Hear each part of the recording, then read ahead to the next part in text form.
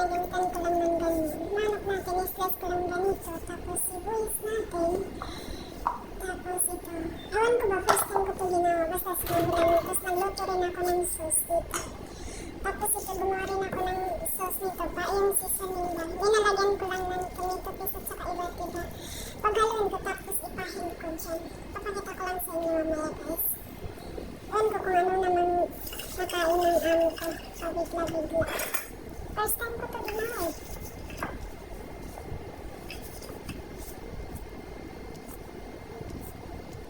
Ito guys, lalagyan ko siya ng capsicum, ano yung bell pepper sa akin. Tapos ito, ayun, pinapalagay din ako ni mama ng kanong patatas. Dito sa alaga ko kasi napansin niyo na nakaseparate. Yung alaga ko kasi, ano yun, late pa kasi siyang umuwi guys. Medyo sila mama, okay lang.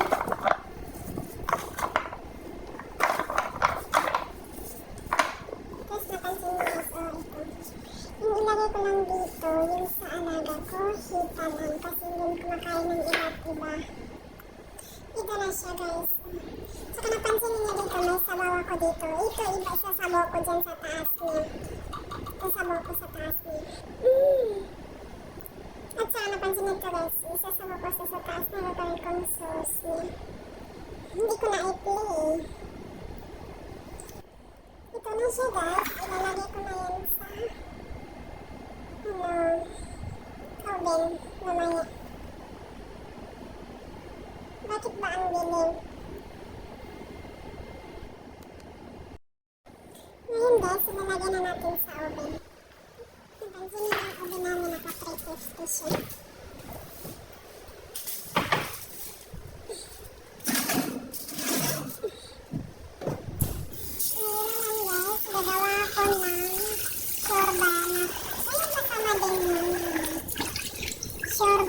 Ano to guys, yung munggo green sa atin.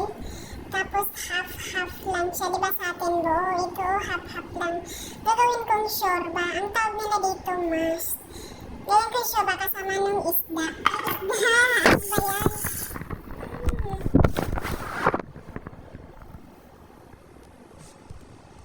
Ito na siya guys. Ilalaga ko na lang siya.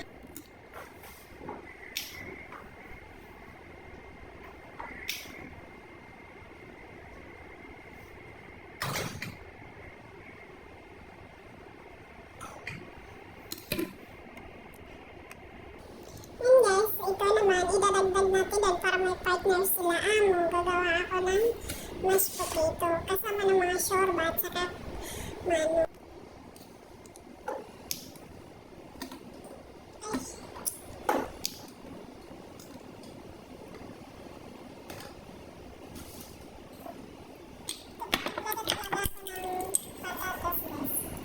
Inilagyan ko ng asin. Ewan ko ba? Inilagyan ko ng asin.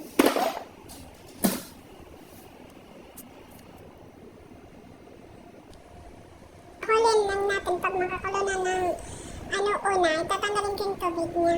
Tapos palitan ko bago ko naman lagyan ng mga seasoning. Ngayon guys, mga 2 minutes na siyang kumulo. Tanggalin ko muna siya kasi tatanggalin ko yung tubig niya, palitan ko muna. Pinapalitan ko ng tubig guys kasi yung mga yan anong tawag dyan, yung mga balat niya at saka green na green.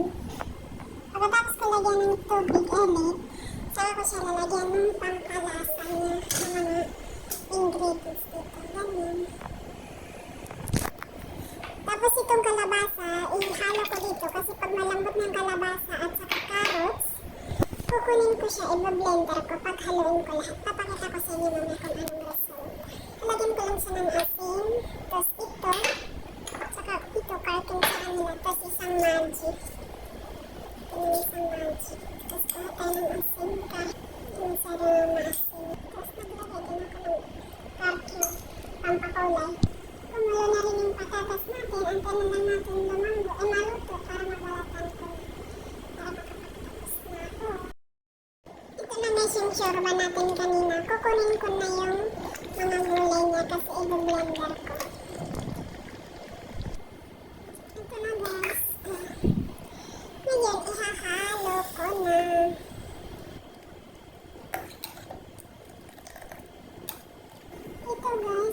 patatas natin, try ko lang kung luto na dapat kutsarahin pinag-ikot si tinidor, yung tinutusok ko sa kanya. Kasi yung tinidor namin nasa loob eh. Baka tama na yun. Lagyan ko ng tubig para lumanin.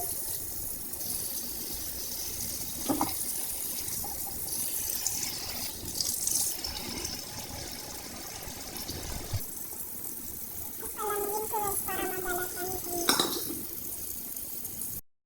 Ito guys, nabalatan na natin. Napansin niyo may mga skin-skin pa siyang natira kasi ganito yung gusto ng alaga ko na titirahan ko daw ng konting balat.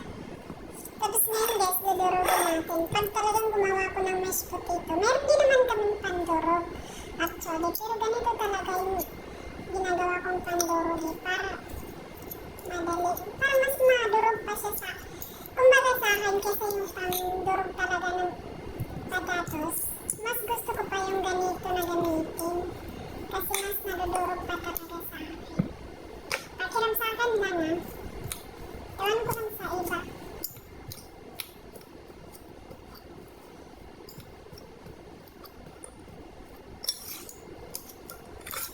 Kayo ba guys, pag nagagawa kayo ng mashed potato, anong ginalagay niyo ng mga ingredients niya? Kasi sa akin, pag gumagawa ko ng mashed potato, ang sabi lang ng amo ko, asin at saka gatas na konti, paminta, yun lang. May patatos talaga na mahirap durugin eh. Matigas. Parang ubing po, parang ganang ubi na balanghoy. Meron ding matigas, meron ding hindi. Ito na siya guys, nadurog na natin.